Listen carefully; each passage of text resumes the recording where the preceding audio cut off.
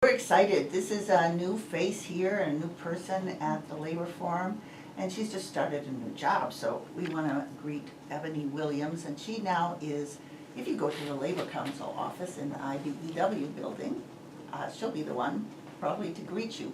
So I think your official title is Office Assistant and Program Director? I No. am the Office Administrator. Office Administrator, And bigger Program than Coordinator. Assistant. Just a little bit. Just It slightly. is, it's, titles are important. Anyway, Ebone, hi, thanks for coming. Thank you for having me. All right, do you want to just tell our listeners just a smidgen about you? Okay, Mhm. a smidgen about me. Well, as Diane said, and I helped with that, I am at the Labor Council as the Office Administrator and Program Coordinator. I attended Howard University in DC, but I am native to Atlanta. Have been in the labor movement since I was a child on picket lines at different Union Hall voting times, seeing my mother do all of these things with the Machinists Union, so labor is close to my heart and a part of my life, especially now with my new job, right? But yeah, that's pretty much it about me. Okay, so actually I met Ebone at the last Labor Council meeting, and then we were both seated at the same table for the 10th anniversary celebration of the Domestic Workers Alliance, which happened last Friday. And so I've got a little better chance to learn about her, and I'm super excited that she's going to be at the Labor Council office, and because she wants to also be active with WRFG, and it's our pledge time, and I'm excited about anybody who wants to be helpful to WRFG. So the main reason Ebone's here though today is because there is this tour of women unionists from Kenya and Brazil, and it is a rare opportunity for women workers who belong to unions or don't to get an opportunity to meet women who are active in the trade union movement of another country. Right. So could you describe a little bit what's happening, who's coming, what the goal is? So I have a quote before I even start. You have a quote. I just feel like quotes are powerful and they kind of set the tone. So it's from Dolores Huerta, who was a labor organizer and leader of Farm Workers Union during the 1960s, which goes to show, like Paul said earlier, just how long we have been in this fight, especially for women. But every moment is an organizing opportunity, every person a potential activist, and every minute a chance to change the world. What really is standing out to me is that every person is a potential activist and also, a potential partner for you. So having this opportunity to discuss with women from different countries and make this a global conversation, I think is very important. Just so women here, especially in the southern region, know that the issues that we face are not just solely ours, which means, our resources are not just ours. We can share them with each other, and the solutions that we come up with are bigger than ourselves. So the event that we are having on Friday is going to be in honor of these women that are coming from Kenya and Brazil, and they were brought together by the Solidarity Center, which is an ally of AFL-CIO.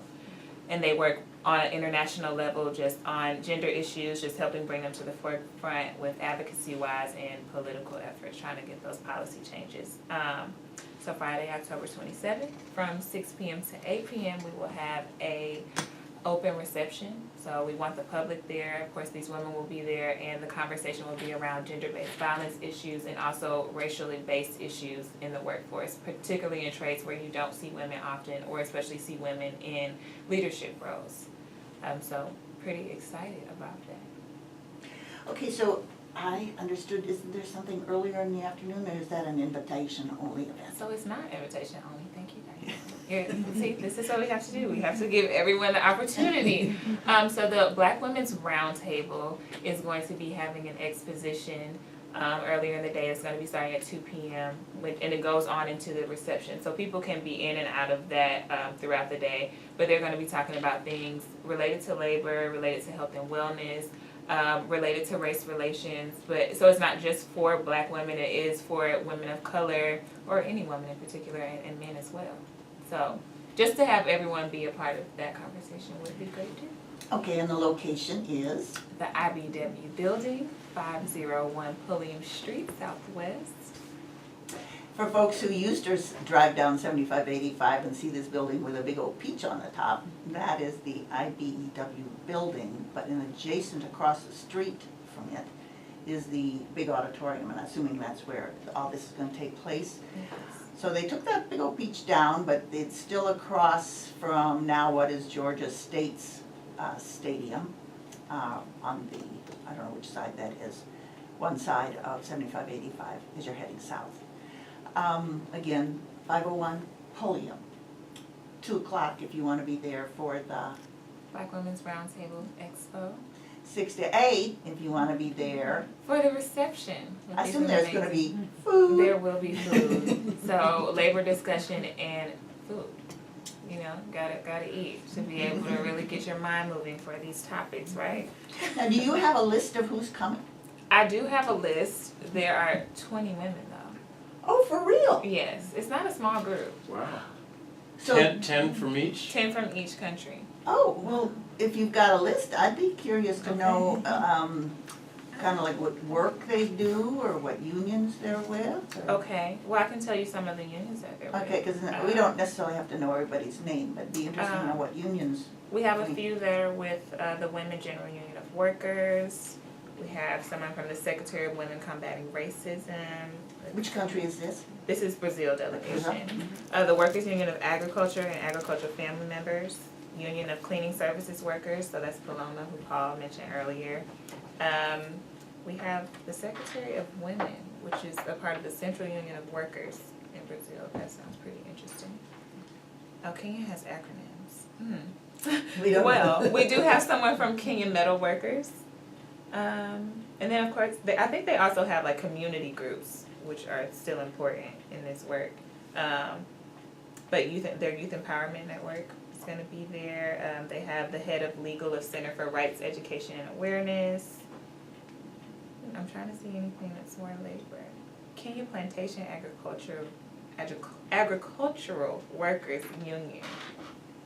What's interesting always is when you read the titles of the unions of other countries, more sectors of workers have unions, I think. It strikes me that way. That maybe we don't recognize here in the United States as much. So anyway, so this is something that's open to everybody who's listening and who's interested in this topic. Yes. I think the issue of racism in Brazil is interesting in terms of Afro-Latinos in general. In a lot of countries, racism is a big issue, so that's interesting that someone is specializing in that. Right, for sure. The other thing is, of course, Brazilian women have been in the streets by the tens of thousands protesting everything that this new government, this sort of coup government, has been implementing. Because it's not even just the impact of the union and labor kind of laws. Under the Rousseff government, Dilma Rousseff, who was the woman president previously, most of the cabinet ministers were women or people of color. There were special cabinet positions, ministerial positions on women's issues. All of that is gone now. The cabinet, I believe, is all white men, and all these kind of governmental agencies and posts and funding that went to all kinds of different things that affected women, women's health, children, all these things, gone. So this has been a massive backward push in Brazil, including trying to privatize oil industry and many other things. And then, of course, there's a whole question of what happens in the Amazon with the whole destruction of the environment and the cutting down of the Amazon for plantations. So there's just there's a huge social movement in Brazil. I'm going to be so excited to hear from these Brazilian women, really, as to what they think. One more time, I want you one more time tell everybody what the details are. Okay, so again, on Friday, October 27th, technically from 2 to 8, if you want to get there for the Black Women's Roundtable Expo, which will help lead into our conversation from 6 to 8, which is going to be on gender-based issues and also race relations issues within the labor movement. Just coming for conversation with women from Kenya and Brazil. That's from 6 to 8.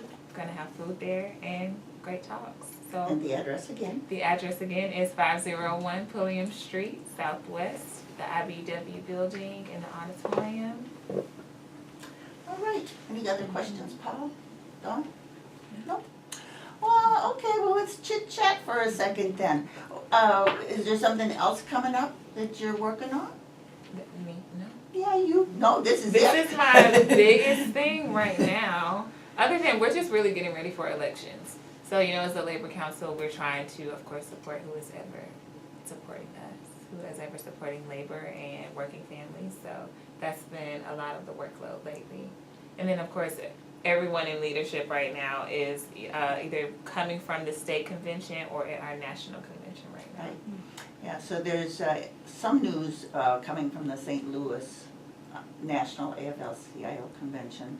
And maybe after it's over, we'll get a report back from folks.